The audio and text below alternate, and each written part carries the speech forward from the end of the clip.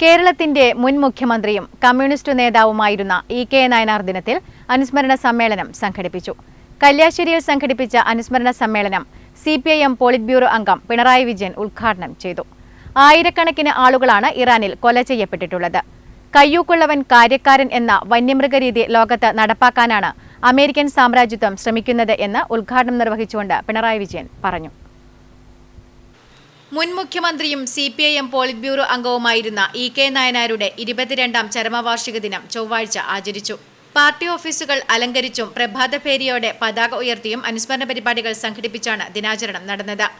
കണ്ണൂർ പയ്യാമ്പലത്തെ സ്മൃതി മണ്ഡപത്തിൽ രാവിലെ 8 മണിക്ക് സിപിഐഎം നേതാക്കളും പ്രവർത്തകരും പുഷ്പാർച്ചന നടത്തി. ഇ.കെ. നായനാർ ദിനത്തിൽ കല്യാശ്ശേരിയിൽ സംഘടിപ്പിച്ച അനുസ്മരണ സമ്മേളനം സിപിഐഎം പോളിറ്റ് ബ്യൂറോ അംഗം പിണറായി വിജയൻ ഉദ്ഘാടനം ചെയ്തു. ആയിരക്കണക്കിന് ആളുകളാണ് ഇറാനിൽ കൊല ചെയ്യപ്പെട്ടത്. ആ കൊല ചെയ്യപ്പെട്ട കൂട്ടത്തിൽ സ്കൂളിൽ പഠിച്ചുകൊണ്ടിരിക്കുന്ന പെൺകുട്ടികളുടെ സ്കൂളായിരുന്നു അത് മുഴുവനായി അമേരിക്ക നശിപ്പിച്ചു കളഞ്ഞു.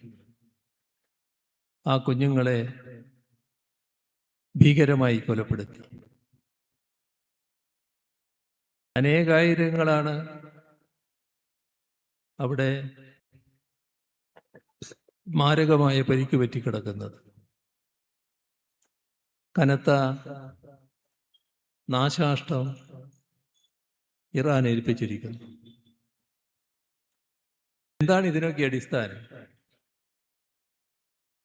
കയ്യൂക്കുള്ളവൻ കാര്യക്കാരനെന്ന വന്യമൃഗ രീതി ലോകത്ത് നടപ്പാക്കാനാണ് അമേരിക്കൻ സാമ്രാജ്യത്വം ശ്രമിച്ചത്.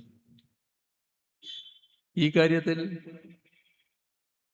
അമേരിക്ക ആഗ്രഹിക്കും വിധത്തിൽ എളുപ്പത്തിൽ തകർക്കാനും ഭസ്മീകരിക്കാനും കഴിയുന്ന ഒരു രാഷ്ട്രമല്ല ഇറാൻ എന്നവർ തെളിയിച്ചു കഴിഞ്ഞിരിക്കുന്നു. അവര് ലോകത്തിന്റെ ഏറ്റവും വലിയ സൈനിക ശക്തി എന്ന് അഹങ്കരിക്കുന്ന അമേരിക്കയെ കനത്ത തോതിൽ പ്രയാസപ്പെടും വിധമുള്ള തിരിച്ചടികൾ നടത്തിയിരിക്കുന്നു.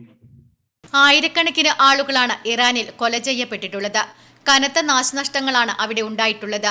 കയ്യൂക്കുള്ളവൻ കാര്യക്കാരൻ എന്ന വന്യമൃഗരീതി ലോകത്ത് നടപ്പാക്കാനാണ് അമേരിക്കൻ സാമ്രാജ്യത്വം ശ്രമിക്കുന്നത് എന്നും ഉദ്ഘാടനം നിർവഹിച്ചുകൊണ്ട് പിണറായി വിജയൻ പറഞ്ഞു.